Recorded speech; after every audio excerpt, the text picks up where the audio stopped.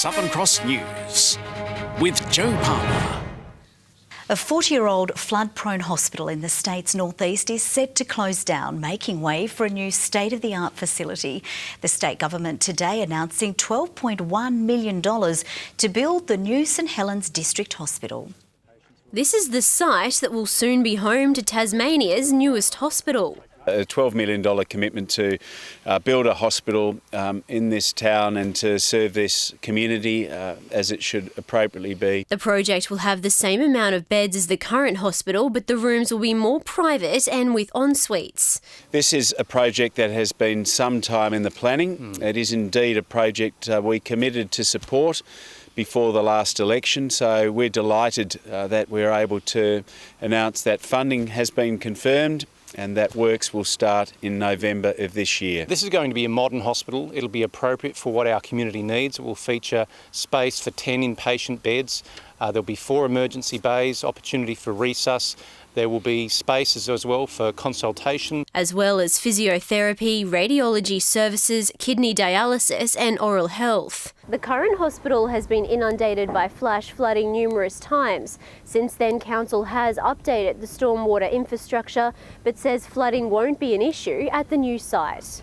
Last year, these halls were completely covered in water as flash flooding hit the area and the hospital was evacuated. The old hospital, look, is over 40 years old, and unfortunately, when it was built, at that time, we hadn't experienced climate change and flooding regular events to what we've been seeing. All staff at the hospital will be transferred over to the new facility. Tenders will be advertised in August, with the build to be completed by December 2018. Jessica Moran, Southern Cross News. Following today's announcement, the Greens are accusing the Health Minister of not understanding the so-called dire situation at the Royal Hobart Hospital. The Greens saying Michael Ferguson has not taken action and there will be an unavoidable crisis this winter. Rosalie Woodruff is demanding a crisis action plan and claims a letter she wrote about the situation in April has been ignored. It's only the start of the winter season. We had 17 people waiting for more than 12 hours in the emergency department yesterday. 2 resus beds not available. And I think that the Greens, if they want to play continued politics around this, they might want to reflect on what kind of crisis they'd be experiencing right now if those beds that they'd closed were still closed. The government says there will be more funding allocated for health in next week's state budget. The woman suing convicted Newtown gunman Klaus-Dieter Neubert has been diagnosed with suffering from post-traumatic stress disorder. Josephine Ramos Cooper is seeking millions of dollars in damages for the injuries she sustained in the 2015 attack, with evidence today indicating a spiralling condition. It's a scene shooting victim Josephine Cooper can't forget. Hobart Supreme Court today hearing more evidence about her ongoing suffering after being shot in the right hand during the 2015 Newtown incident, losing 2 fingers. Now suing convicted wife killer Klaus-Dieter Neubert $2.4 million for the damages. Mrs. Cooper not only physically handicapped, but also psychologically traumatised after watching her friend Olga Neubert die beside her. Hobart forensic psychiatrist Dr. Michael Evenhouse telling the civil trial today, Mrs. Cooper is reminded of the traumatic event every time she attempts to use her right hand. Unable to cite improvements over the crucial 2 years since the incident, fearing her chronic condition is likely to continue. Mrs. Cooper's eldest daughter, Jacqueline Isla Cooper, also gave evidence in court today, saying she sacrificed her social life to become her mother's full-time carer while hoping to leave the family home in 2 years. Miss Cooper telling Supreme Court Justice Stephen Escort her mother is withdrawn and refuses to leave the family home out of fear. Her mother's panic attacks and nightmares occur 2 to 3 times a week, taking Miss Cooper almost an hour to settle her. Mr. Neubert is representing himself during the civil trial that continues tomorrow. Jacqueline Robson, Southern Cross News. Tasmanian Senator Erica Betts is accusing the CFMEU of delivering a wrecking ball to economic growth over work stoppages planned for Hobart construction sites. He says demands for a $7 per hour wage increase are unrealistic and have the potential to put jobs at risk. But a Labor frontbencher suggests Mr Abetz should focus on getting more for Tasmania from the federal government. Clearly he failed in the lead up to last week's budget because there just weren't any new initiatives. Workers will down tools on 2 major construction projects this weekend. The founder of Tasmanian mental health charity Speak Up, Stay Chatty says he hopes to take the movement nationwide following the promise of $250,000 funding in next week's state budget. The injection will provide a significant boost over the next 12 months, allowing the charity to employ more local staff. Growing the charity and presenting to, across Tasmania and outside of Tasmania as well, and the demand has become really big at the moment. So we'll probably employ a couple of people to run the school program in the north, northwest and also down here in the south. Those involved with the organisation run around the state every year to raise awareness of mental health issues. If you or anyone you know needs help, call Lifeline on 13 11 14. Vans that provide warm meals and a compassionate ear to Tasmania's homeless will be given a welcome reprieve in next week's state budget, securing $20,000 in funding. Louis' Van in Hobart, Grand's Van in Devonport and Mission Beat in Launceston operate 6 nights a week for those in need. The service, of course, ranges in demographic in terms of those in need, from children to the elderly. Some with mental health issues, some with drug and alcohol problems, homelessness, or just social isolation. You can get anything between 50, 60, 70 people come in for assistance. Everyone that comes to the van for assistance, they receive assistance. There's no one is turned away. There's a strong demand all the time, and particularly this time of the year, in the cold months of the year. Nearly 300 volunteers donate their time to the mobile food vans. Tourism in the state's northeast is set for a boost, with the state government announcing a pre-budget investment of $1 million to upgrade the St Helens mountain bike trail network. The funds will be used to create a standalone 66-kilometre stacked loop network south of St Helens.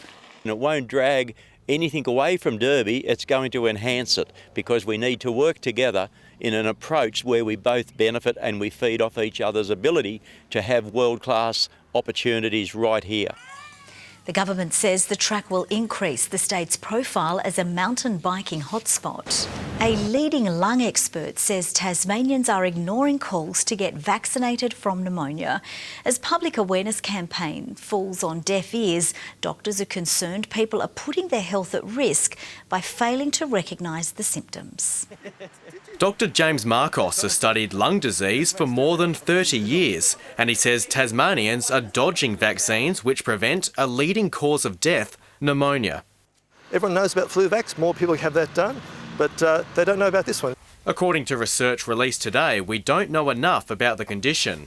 The Lung Foundation finding current awareness campaigns simply aren't resonating with the public. 3/4 of Australians didn't really know about pneumonia and weren't motivated to get the pneumonia vaccine.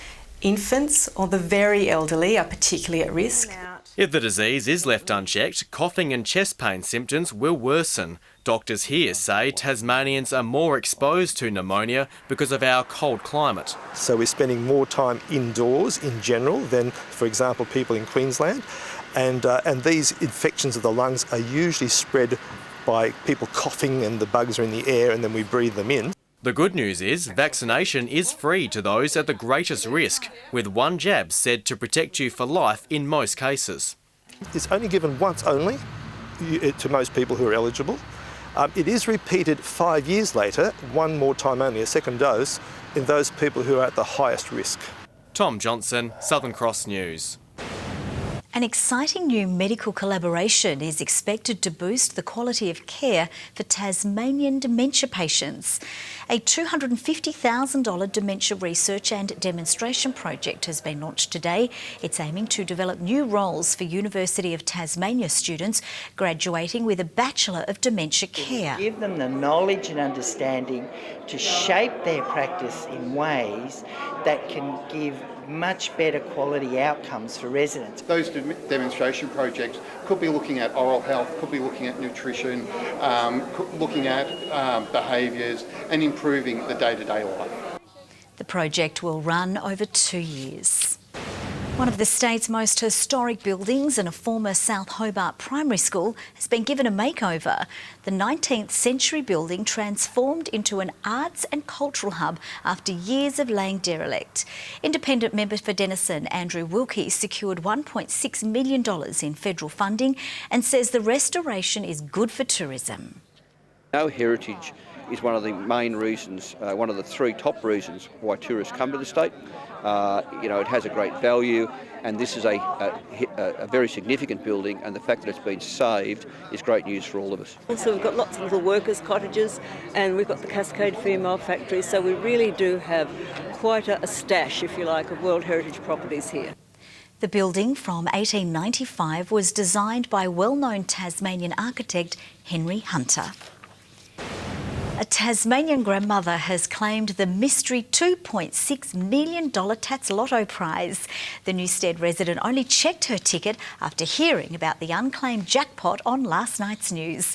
The winner, who wishes to remain anonymous, says she only enters the draw on special occasions. She plans to spend her millions on a holiday to Europe. Now a look at the day's business and finance news with thanks to Tasplan, your local super fund. The share market has closed higher as big miners and industrial companies posted gains. The ASX 200 index has risen by 12.1 points. Short time ago, the Australian dollar was trading at 74.28 US cents and 67.46 euro cents. It's been a day of drama in local soccer, with Kingborough sacking senior coach Gabriel Marquez for abusing match officials in an extraordinary post-match interview. He's now the third senior coach in 3 weeks to leave an NPL club, with Mark Broadbent again stepping in to steady the Lions before round 10. Marquez was livid after his Kingborough team capitulated to a slick South Hobart 5-0, and the heat was still rising by the time he fronted the media. The referee up, okay, he is absolutely clear. But he didn't stop there as he continued to take aim at officials. Today, 5 yellow cards, 6 yellow cards against us, 0 for them. 1 red card for us. Absolutely, he changed the game. He doesn't even know the rules. It was 2 minutes he'd live to regret. After an unsuccessful run in his short tenure at Kingborough, the 22-year-old coach was resigned to his fate. The club is going to do whatever it do. Especially after this interview, they're going to sack me or they're going to do whatever. And sack him they did. Football Federation Tasmania had already imposed a $500 fine and a 2-week suspension, but the Lions president wasn't satisfied. You know, as a club, we didn't really condone what was said, and it put out a pretty poor message about, as a community club, what we think is important about the game, and especially regarding respect to officials. Marquez has since taken to social media to apologise. He says, "I am writing to express my sincerest apologies for my insensitive actions, behaviours and words in the post-match interview. I realise that my behaviour was totally inappropriate, inexcusable and disrespectful not only to the referee but to all the people involved in the football community in Tasmania." Mark Broadbent will again step up to the top job while a permanent replacement is found, most likely at season's end. As for the relationship status with the referees... There are no issues between Kingborough and the referees. No issues. Andrew McCarthy, Southern Cross News. The Tasmanian State League representative side is winding up its first training run together at UTAS Stadium. The final squad will be whittled down over 6 sessions. Tom Johnson filed this report a short time ago. 46 of the state's best players are out here behind me. Over the coming weeks, a final 22 will be picked to take on the North East Australian Football League at Blunston Arena. Flag favourites North Launceston and Glenorchy dominate the numbers here tonight. Each team has 10 representatives each. But all TSL sides managed to get at least one player on the shortlist. Before tonight's session, I caught up with coach Anthony Taylor. 46 players here, they're all trying to keep their spot. What are you looking for? I'm just looking for guys that want to play for Tassie. Guys that are playing good footy are here at the moment, and we just got to make sure we have a good positive session and get to know one another and build a mini culture within the team. And what would it mean for these players to be selected to represent their state against the NEFL? Look, I'd certainly think it'd be an honour. I know it's an honour for myself to lead them, and I reckon every player in them change rooms would see it as an honour to play for Tassie. Tasmania plays the NEFL on June 10. Good evening. We started off with a bit of fog this morning before clearing to a mostly sunny day around the state. Hobart, Burnie and Devonport all reached 15 degrees today, and Launceston had a top of 17, which was the state's high. It was 16 degrees at King and Flinders Islands, 15 at Low Head, St Helens and Strawn, 13 at Maria Island and 9 degrees at Lyowini. Here we can see bright spiral cloud bands in the Bight and the Tasman, with mid-level bands extending into South Australia and New Zealand.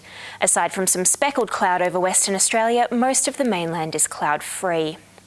Over Tasmania, low-level cloud about the east and southwest of the state. Some wispy high-level cloud is coming in from the west. Tomorrow, a high-pressure system to the east of Tasmania connects to another high by a ridge through eastern Victoria, coastal New South Wales and southern Queensland. And there's a complex low with a few centres along the South Australian coast and through central Australia. Northeast to northwesterly winds reaching 20 knots in the northwest, seas around 1 metre. There is a frost warning for the Midlands, East Coast and Upper Derwent Valley districts. Cloudy in Hobart tomorrow, a top of 15, the same for Geeveston, Bothwell 12. Launceston, a shower or two, 14 degrees. Showers for Devonport also 14, 12 for Cressy. Showers and 14 for Burnie, Strawn 13, Curry 15. St Helens 16 with a possible late shower, Swansea 16, Orford 15. Taking a look further ahead, on Thursday we can expect light morning showers about the south and northwest, as well as areas of morning fog and patchy frost. Friday, morning fog with showers developing about the Bass Strait Islands in the afternoon, extending to the north of the state through the evening. And rain on Saturday with possible heavy falls about the north. Sunny for Perth and Sydney tomorrow, a shower or two for Adelaide, partly cloudy for Brisbane and a possible shower for Melbourne. A bit chilly in Hobart right now, it's 8 degrees and clear, Launceston 7 and clear, Devonport partly cloudy 8 degrees. That's all the weather for tonight. Thanks, Jo. Beautiful. Thanks so much for that, Britt. And that's all from the news team for now. Have a lovely evening. We'll see you throughout the night with updates. Thanks for your company. Bye-bye.